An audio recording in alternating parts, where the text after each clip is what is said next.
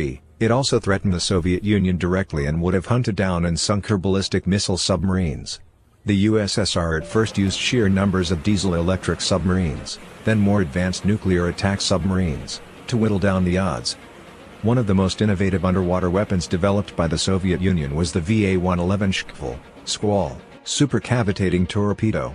Highly classified, Shkval was virtually unknown before the end of the Cold War and only became common knowledge in the mid-1990s. Powered by a rocket engine, it was capable of astonishing speeds of up to 200 knots an hour.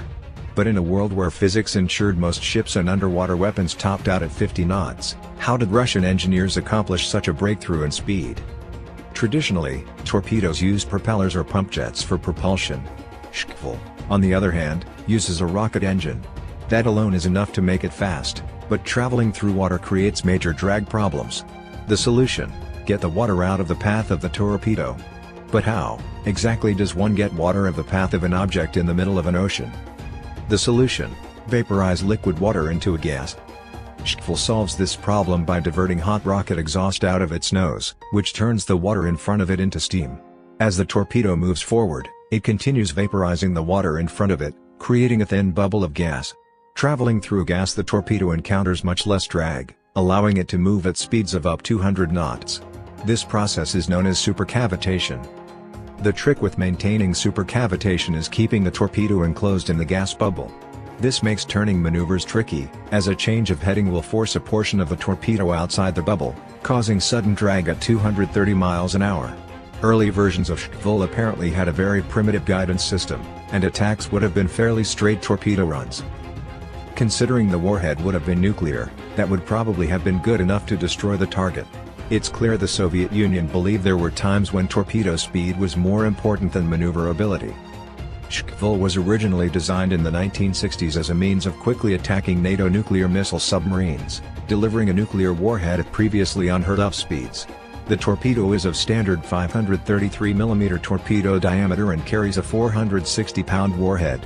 It has a maximum range of 7,500 yards. Shkval began mass production in 1978 and entered service with the Soviet Navy that year. Like any weapon, there are drawbacks. For one, the gas bubble and the rocket engine are very noisy. Any submarine that launches a supercavitating torpedo will instantly give away its approximate position.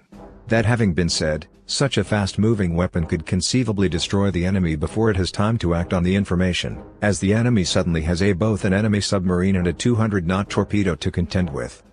Another drawback to a supercavitating torpedo is the inability to use traditional guidance systems. The gas bubble and rocket engine produce enough noise to deafen the torpedo's built-in active and passive sonar guidance systems. Early versions of the Shkval were apparently unguided, trading guidance for speed. A newer version of the torpedo employs a compromise method, using supercavitation to sprint to the target area, then slowing down to search for its target. Is there a future for the supercavitating torpedo?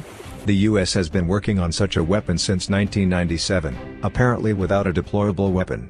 Indeed, the US Navy is currently in the process of upgrading the venerable Mark 48 submarine torpedo for service into the foreseeable future.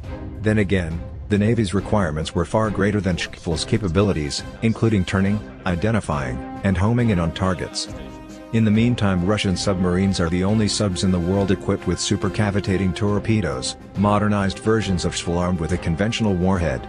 Russian industry also offers an export version, Shkval-E, for sales abroad.